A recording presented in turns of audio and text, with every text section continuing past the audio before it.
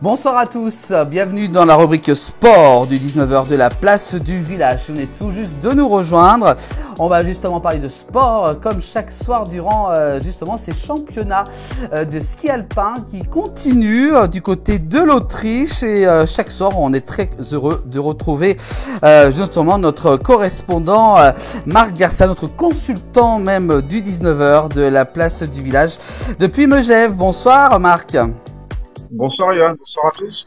Voilà Marc qui nous suit et qu'on suit également et qu'on est très heureux de retrouver tous les soirs pour notre rubrique glisse du côté de Megève, c'est ça. C'est ça, allons-y gaiement. Voilà, on va justement commencer cette page sport avec donc ce championnat de ski alpin qui continue avec une nouvelle journée chez les femmes cette fois-ci. Ouais, en fait, on considère que ça commence aujourd'hui, le super géant dames, hein, avec une épreuve magnifique, un temps exceptionnel, un beau public autrichien évidemment, il y avait je crois à peu près 20 000 personnes, des conditions absolument idylliques pour les athlètes. Ouais, une belle journée. On va commencer justement par celle qui a gagné justement cette épreuve. Oui, Stéphanie Meunier qui est chez elle en Autriche, elle avait déjà gagné une Coupe du Monde, belle pression, on la voit ici à l'écran, une belle Ouais. pression sur les épaules hein, en Autriche. Évidemment, ils sont passés un peu au travers sur l'épreuve de parallèle par équipe. Et là, bravo à elle, ça s'est fait sur le fil avec Brignol, avec Fede, l'italienne. Mais en tout cas, félicitations à elle. C'était encore une fois, c'est une belle piste qui était apparemment pas tellement difficile, mais des très beaux mouvements de terrain, des belles courbes, une très bonne neige, une très bonne préparation. J'ai trouvé moi un beau spectacle. Finalement, un super géant qui n'était pas si facile que ça. Hmm. Ouais, pas si évident. En plus, avec le soleil qui était au rendez-vous, donc ce qui facilite justement pour les skieurs. Ouais, exactement. Oui, ça c'est clair que les conditions là-bas à Salbar et pour cette quinzaine, ça va être super. Donc c'est clair que c'est parfait. Le matin, 9h30 ce matin, il y avait déjà l'entraînement en descente pour les hommes. Ils ont enchaîné par ce très très beau super G. Il n'y a pas eu de blessés.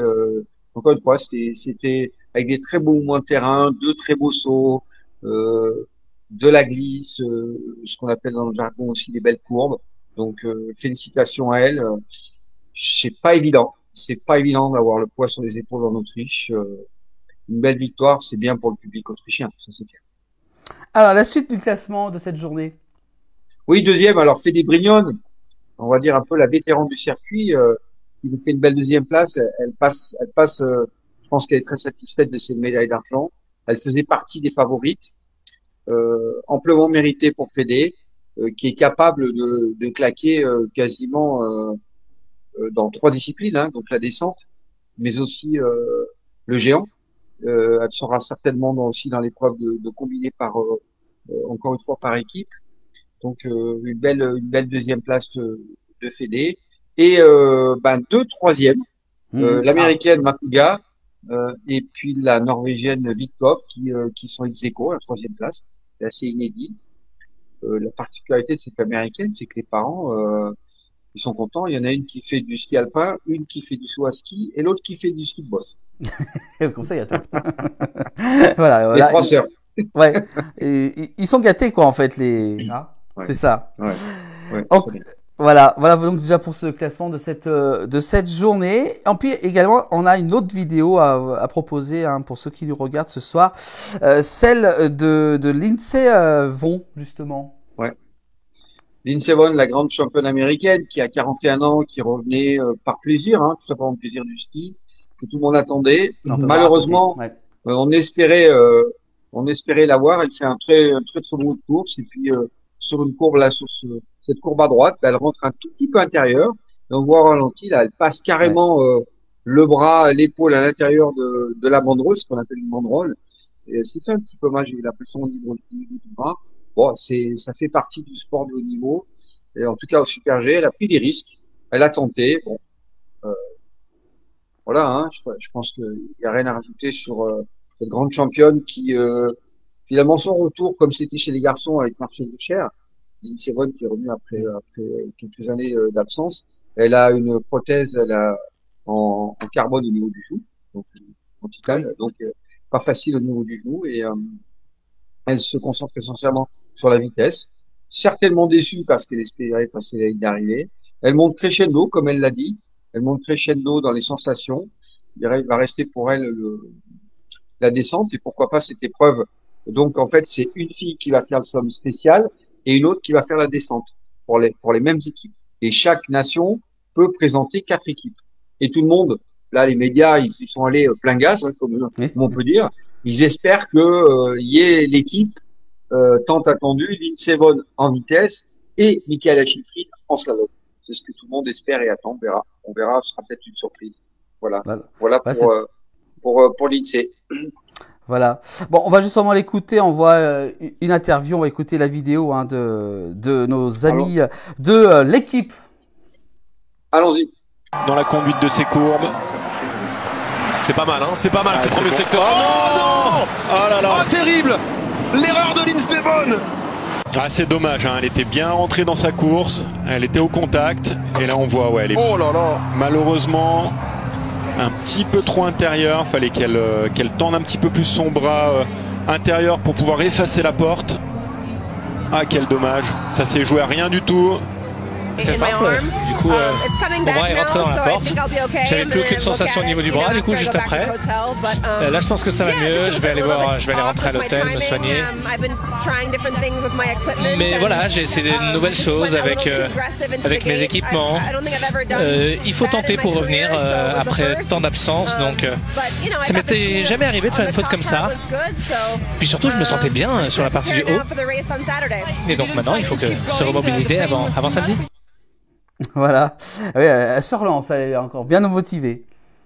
Oui, complètement. Et elle explique encore une fois, on en a parlé hier. Hein, elle a tenté beaucoup, elle a cherché le bon setup, l'équipement avec les skis, avec la fameuse plaque dont on a vu avec Jules hier soir, avec les chaussures de ski. Elle tente, elle a une belle équipe autour d'elle, beaucoup plus intéressante que quand elle courait il y a quelques années, qu'elle avait gagné des Coupes du Monde et des titres olympiques. Voilà, c'est toujours un plaisir de la voir avec ce beau sourire. Et puis, c'est la reine, elle fait partie des grandes reines du ski féminin. Voilà pour donc c'est Lindsey Vonn hein, qu'on va justement encore suivre hein, durant cette compétition. Je vous rappelle qu'il dure 15 jours hein, et on sera justement tous les soirs de la semaine avec Marc Garcia. Alors Marc, d'autres infos pour ces championnats? Oui, et nos Françaises, Oui.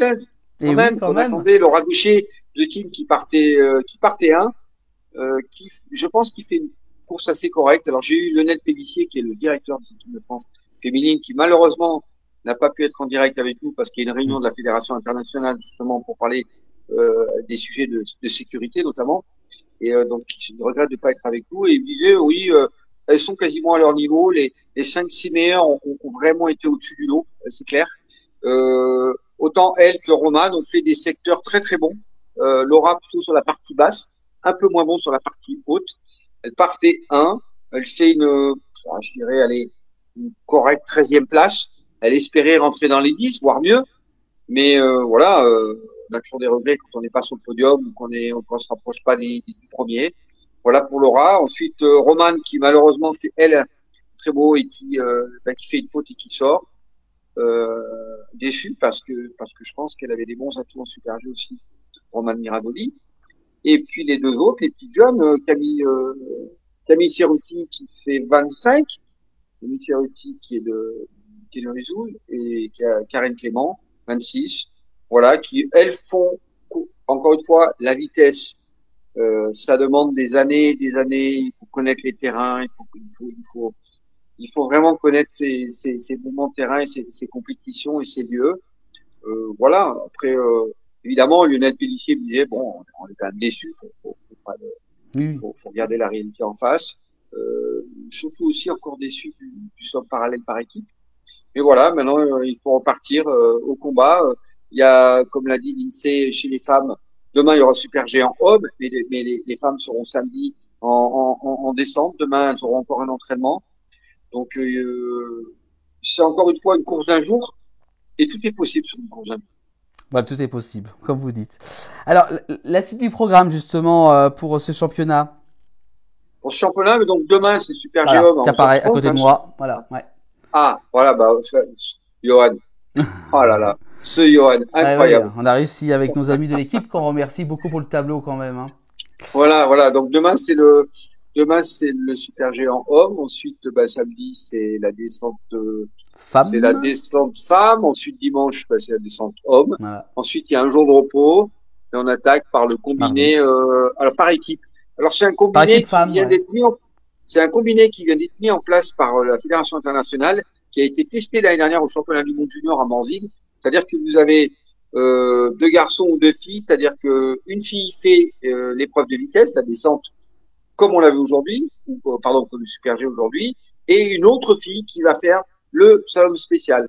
Et les deux temps seront additionnés. Comme vous avez 4 par nation et par équipe, la France, par exemple, présente 4 équipes. Puisque l'avantage de ça, c'est que les slalomeuses qui seront Marie Lamure, Chiara Pogno, Clarisse Brèche et Marion Chevrier vont pouvoir skier sur la piste de slalom où elles auront leur épreuve le 15 février. Donc ça permet aussi de tester un peu les conditions de neige, les conditions de piste et de s'acclimater à cette nouvelle forme de terrain. Voilà, ça c'est bon à savoir hein, pour les prochaines jours. Hein, je rappelle, ça dure jusqu'au 14 février. 16, pardon. Dimanche 16. Pardon, je 16. Alors avant que j'attaque sur le sujet championnat du monde, est-ce qu'on a des questions? Alors, est-ce qu'on a des questions justement directes? Ah oui, on en a une qui vient juste d'arriver, vous voyez. C'est un petit peu la magie du direct. Pierre Onium qui nous demande, Nina, les skieuses se battent pour quelques centièmes. Or, nous pourrons voir des cheveux longs, des tours de cou, des lanières flotter au vent, etc. N'est-ce pas contre-productif? Nous pose la question Pierre. Ah, très bonne question technique. Ça, c'est une évidence même. Hein. Ouais.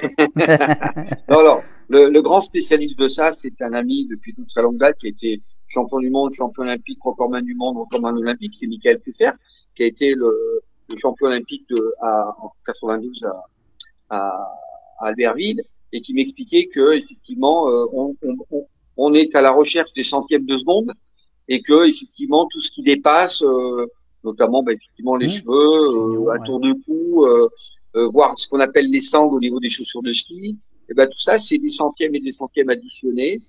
Ensuite il y a même la pénétration dans l'air avec les combinaisons, avec des qualités de combinaisons, avec des couleurs de combinaisons aussi, qui améliorent la pénétration dans l'air en fonction de l'hygrométrie et de la chaleur. Donc ça c'est des phénomènes que mon ami Michael Puffer a étudié pendant très longtemps avec pratiquement 175 personnes autour de lui avec Ron Poulenc, et qui m'avait expliqué un peu tous ces fondements. Alors, il y a ce qu'on appelle des tests en soufflerie, hein. C'est carrément des souffleries, on met les athlètes là-dedans, et on teste en général sur les positions. Mais effectivement, il a raison que quand on cherche le centième sur des longueurs de course comme ça peut arriver à des dixièmes de pense.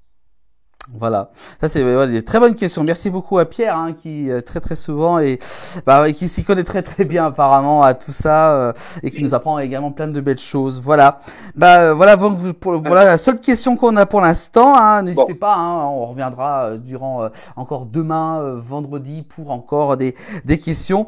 Allez, une deuxième question qui vient d'arriver de Pierre il y a un instant. Et donc pourquoi nous ne faisons pas le nécessaire pour performer davantage? Marc, qu'en pensez-vous? Désolé, c'est pas moi qui peux poser la question. Moi, j'ai des athlètes, j'essaie de travailler avec eux. Voilà, après, c'est pas moi qui peut répondre à toutes ces questions-là. Mais on le voit dans certaines équipes, hein, c'est pas, on va dire, c'est pas propre, parce c'est toutes les équipes. Il y en a quand même certains qui, tiens, comment se fait-il qu'on cherche certaines choses et qu'à l'arrivée, on ne parle plus de technique de ski, certes.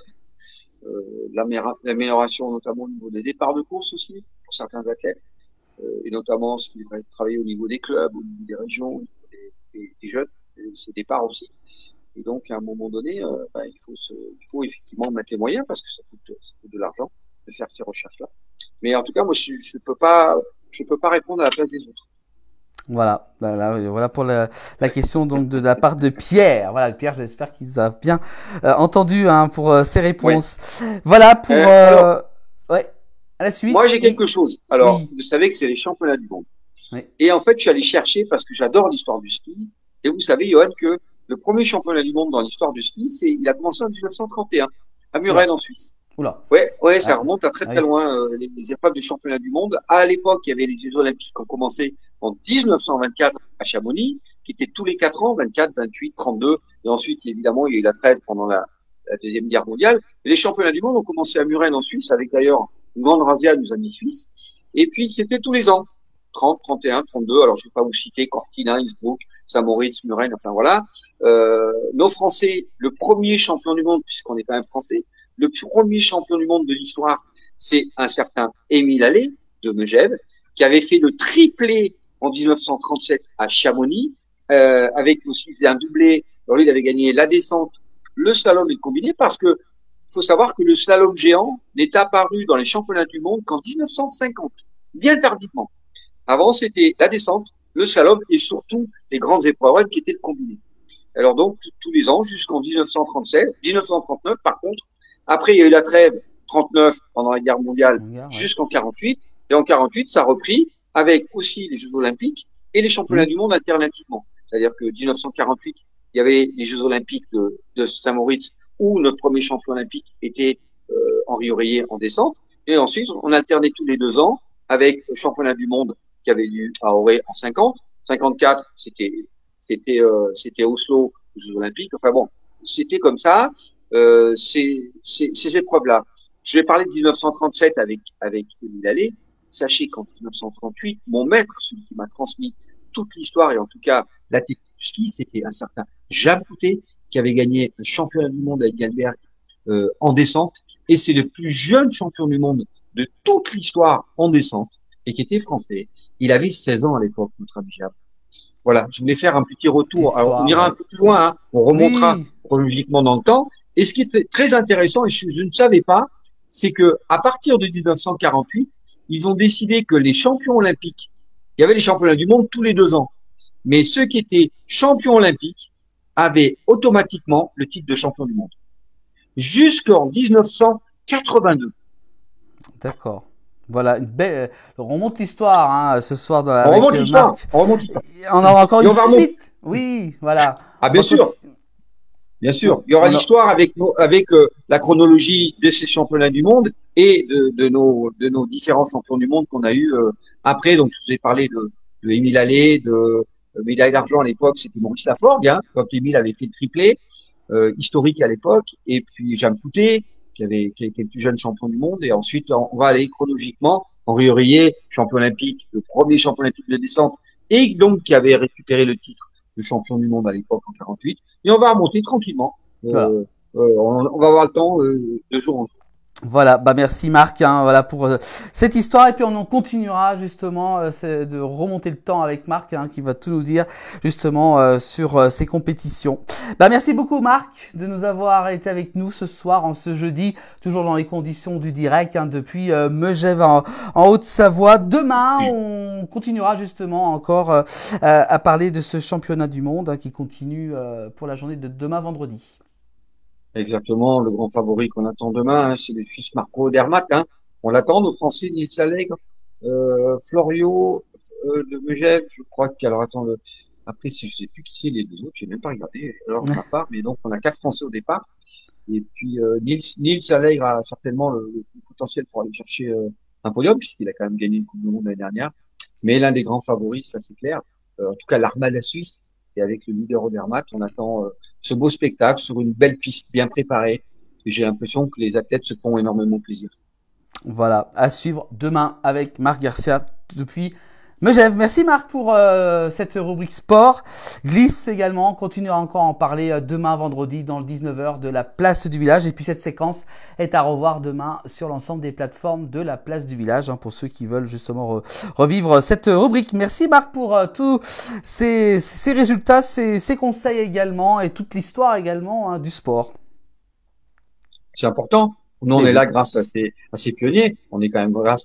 Il faut quand même pas oublier ces gens-là qui ont représenté la France, qui ont été les pionniers quand même. Voilà, tout à fait. Merci Marc, bonne soirée à vous, puis on se donne rendez-vous demain à la même heure. Allez, demain, même heure, même programme. Voilà, même programme. Merci, toujours dans les conditions du direct, c'est ça, la place du village, hein, le 19h, toujours dans le live. Merci Marc, bonne soirée. Salut à tous. À demain. À demain.